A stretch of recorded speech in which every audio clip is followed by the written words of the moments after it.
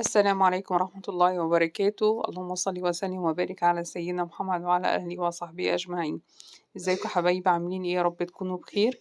النهارده طبعا فيديو جديد اهو، بس النهارده بقى احنا بالليل، يعني مش هعمل معاكم بقى الفطار، هعمل معاكم السحور. وانا ماشية كده في الشارع لقيت بقى رمضان ولياليه جميلة والألوان والأضواء والأجواء بتاعته بقى كده، فقلت بقى نصور شوية كده هوت عشان نفتكر الأيام الحلوة دي، لأن خلاص احنا بنودع رمضان. يا رب كده يجعله خير علينا، والأيام اللي جاية تبقى سعيدة علينا، ويبلغنا رمضان اللي جاي إن شاء الله بإذن الله. شايفين شكل الشجر؟ يعني والله أنا ماشية لقيت حسيت الشجرة دي بترقص بتغني، فرحانة من الأضواء والزينة والحاجات الجميلة دي اللي موجودة عليها. بصراحة حلوة أوي ومبهجة وجميلة. بس برضه إحنا في حاجة كنت عايزة أقولها لكم برضه بخصوص زينة رمضان. يعني أنا بالاقي ناس بتدفع يعني مبالغ كبيرة جدًا في زينة رمضان، طبعًا هي بتفرحنا وبتبقى شكلها حلو وبتعمل أجواء حلوة. بس صدقوني الفرحة هتبقى أكبر يا جماعة لمّا الفلوس ديّة ندّيها لحد محتاج، ندّيها لحد معاهوش يصرف، ما حد عايز يأكّل ولاده، حد عايز يجيب لبس، صدقوني الفرحة هتبقى أكبر بكتير. يعني طَب هتقولي لي وأنتِ مالِك، إحنا عايزين نفرح، إحنا عايزين نعمل، ما أنا أوكي ماشي ممكن تفرحوا وتعملوا، بس في ناس بتبالغ جدًا، جدًا في زينة رمضان. فبصراحة أنا قُلت يعني إيه، لو أنتم مثلًا هتجيبوا ب1000 جنيه زينة رمضان، هاتوا 500 وال500 التانية ادّوها لأي حد محتاج، أي حد غلبان، أي حد أنتم عارفين الظروف الأيام دي، وخصوصًا يعني الفترة اللي إحنا فيها، الدنيا غِليت والدنيا صعبة والناس بقت محتاجة والناس بقت مش لاقية. فيعني صدقوني الفرحة هتبقى أكبر بكتير لو أنتم عملتوا كده، يعني خلّيتوا جزء للناس المحتاجة. بس أنا قُلت أقول لكم لإن إيه، الموضوع ده ناس كتير يعني ما بيجيش في بالهم. وأنا ماشية بقى قُلت بقى هنعمل سحور النهارده فخم، سحور عظمة نودّع بيه رمضان. تمام. السحور يا جماعة النهارده هيبقى يعني سحور شعبي، سحور بيأكّل، يعني ما تقولوش عليه سحور ده. فالسحور هيبقى جميل أوي، أوي، أوي النهارده، حاجات بنحبها وبنموت فيها إحنا عندنا في البيت، ولمّة العيلة بقى والأسرة والجمال دوّة، والحاجة الله يبارك لنا فيها ويديها الصحة والعمر والعافية يا رب، وتبقى في وسطينا وحسّها بالدنيا كده، هي اللي هتعمل لنا البتنجان الجميل ده اللي إحنا كُلّنا بنموت فيه من إيديها. طيب، البتنجان ده بقى يعني بيشرح القلب الحزين، وبيفرّح البيت كلّه، أول ما بنشوف البتنجان ده كلّنا بنفرح كده، تحس إن هو بيفرّحنا، أحسن من زينة رمضان البتنجان ده بصراحة. فأنا قطّعت الراس بتاعته كدهوّة وباغسله واحدة، واحدة زي ما أنتم شايفين كده. طبعًا أنا باغسله بإيد واحدة عشان إيدي التانية ماسكة بيها الموبايل وباصوّر، عقبال ما ربنا يكرم إن شاء الله كدهوّة وأجيب حامل. وبافكّركم بقى كلّكم يعني كده حاولوا إن أنتم تعملوا لايكات للفيديو عشان الفيديو يعلى كده معانا، وتكتبوا لي كومنتات حلوة تقولوا لي رأيكم في الفيديوهات، يعني خليكم كده على اتصال بيّا عشان أعرف إيه اللي بيعجبكم وإيه اللي مش بيعجبكم. فإن شاء الله عقبال ما نجيب حامل بقى كده ويكون التصوير أحسن بإذن الله. بس البركة فيكم بقى إن شاء الله بعد ربنا اللي أنتم إيه، تعملوا لايكات للفيديو، تشتركوا معايا في القناة اللي أول مرّة يشوف القناة وكده. وأنا هاوريكم النهارده بقى إيه السحور العظمة اللي إحنا بنعمله. أنا كده وكنت جايبة قرنين حُمر كدهوّة عشان يشطشطوا البتنجان، وأدي الزيت أهو اتقدح يعني سِخِن عشان أحُط البتنجان يبقى سُخن، وأدي بُصّوا البتنجان بافتحه كده من النُص من هنا.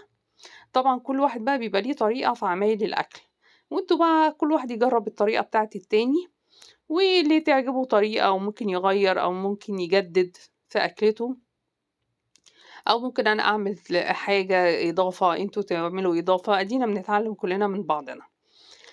فأنا حمّرت كده شوية بتنجان وده الشوية الباقيين، وكان في كمان إيه، كام قرن فلفل كده قُلت أحمّرهم معاه عشان لمّا بيتحطّوا في التتبيلة بتاعة البتنجان الفلفل المقلي ده بيبقى حاجة تانية خالص.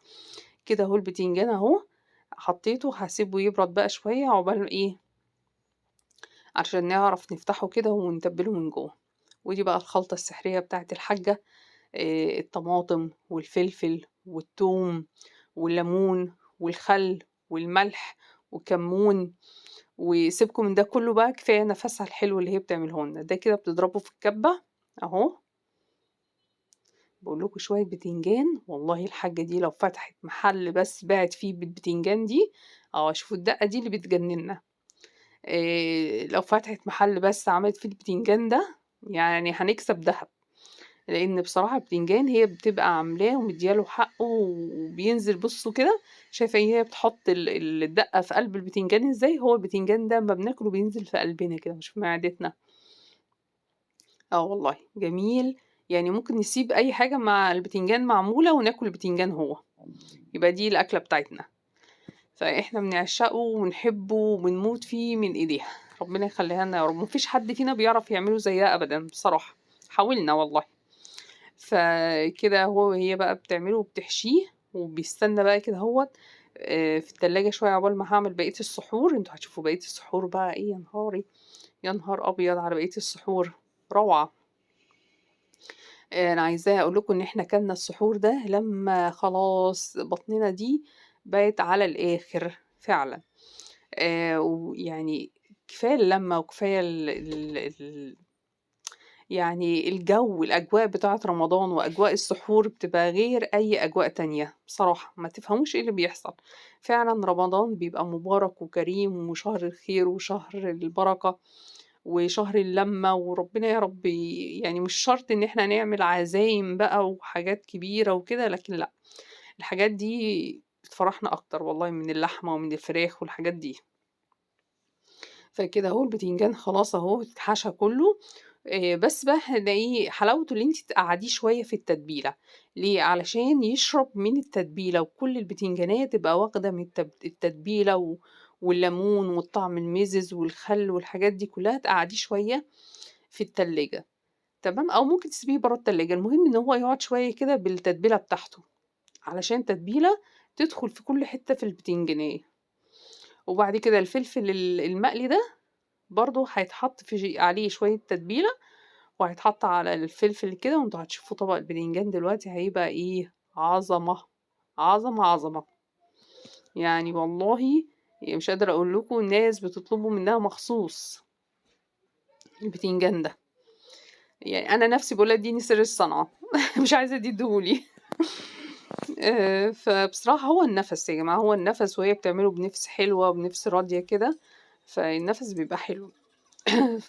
فاحنا كل ما بنتجمع بنقول اعمل لنا بتنجان ايه مخلل. ده كده هوت بقى، وكنا بنحضر بقية السحور. اهو ده كده طبق البتنجان، شوفوا الطبق لوحده كده شكله. انا مش هتكلم والله، انا كان نفسي تدوقوا، والله نفسي تدوقوا. يا ريتكم كده اقدر ادوق كل واحد فيكم كده، انتوا مش هتحسوا غير اما تدوقوا.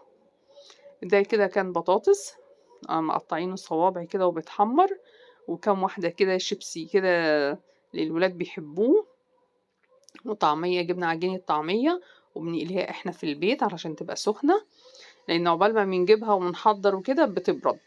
واحنا بنقليها، بنحب نقليها هنا في الزيت كده اهوت. ساعات بنحط عليها بضاية كده تبقى عاملة زي الاومليت، يعني بتبقى حلوة لما بنقليها في البيت بصراحة. اهي، وده البطاطس اهو قرب كمان يتحمر. بقول لكم سحور عظمة عظمة. يعني لما اتسحرنا السحور ده تاني يوم ما كناش قادرين نفطر. تخيلوا بقى، يعني كان قافل معانا. شايفين الطعمية وحلاوتها وجمالها جميلة. ودي العجينة اهي. طبعا يا جماعة احنا الأول كنا بنجيب ب3 جنيه طعمية، كانوا بيغرقوا العيلة كلها. دلوقتي بنجيب ب20 جنيه عجينة ويدوبك والله. وكمان جبنا بقى حاجة ايه، العيش ده. العيش ده اللي هو العيش المحمص اللي بيتباع مع الكشري، بس احنا بقى مش شاريينه، احنا عملناه أول مرة نعمله في البيت بصراحة. جبنا العيش الشامي الأبيض ده الشامي، وقطعناه كل رغيف 4 تربع، وحطيناه بقى في الزيت اهو. هو ده هو ده جبناه وقطعناه كده هو 4 تربع، وحطيناه في الزيت، وبدأنا ان احنا ايه نحمره. وبعد ما بيتحمر العيش تروحي رش عليه بقى شوية كده ملح وفلفل اسود، يعني جميل. ده كان السحور بتاعنا. واسيبكم بقى، وما تنسوش اللايك يا جماعة.